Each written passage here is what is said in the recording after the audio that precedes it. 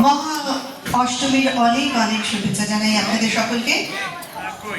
কবিগুরু রবীন্দ্রনাথ ঠাকুর বাংলার বিভিন্ন প্রান্তে থাকাকালীন তার গ্রাম বাংলাকে জানার অনেক সুযোগ হয়েছিল, তাই তিনি অনুপ্রাণিত হয়ে লিখেছিলেন এক নয় কবিতাটি।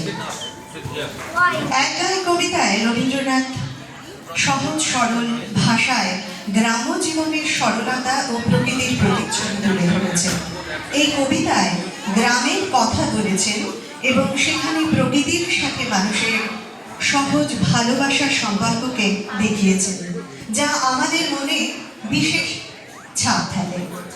তেমনই বাংলার লোকসঙ্গীত গ্রাম বাংলার মানুষের জীবন, আনন্দ, সুখ দুঃখের কথা তুলে ধরে। লোকসঙ্গীত বাংলার ইতিহাস ও সামাজিক জীবনের একটি গুরুত্বপূর্ণ দলিল।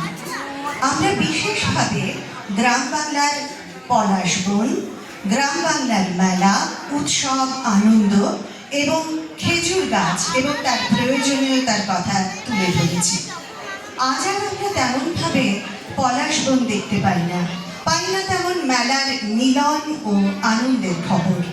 বিশেষভাবে শীতকালে পাই না তেমন খেজুর গুড়ের স্বাদ, কেননা হারিয়ে যাচ্ছে খেজুর গাছ ও গাছে ওঠার মানুষ এবং তার কৌশল।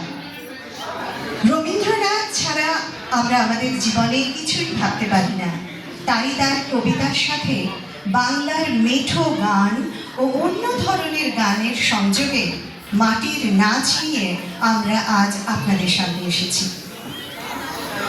ইংরেজিতে যাকে বলে ফিউশন, কবিতা ও ছন্দে আমাদের আজকের নিবেদন নৃত্যালেখ মেঠো গন্ধে ছন্দে।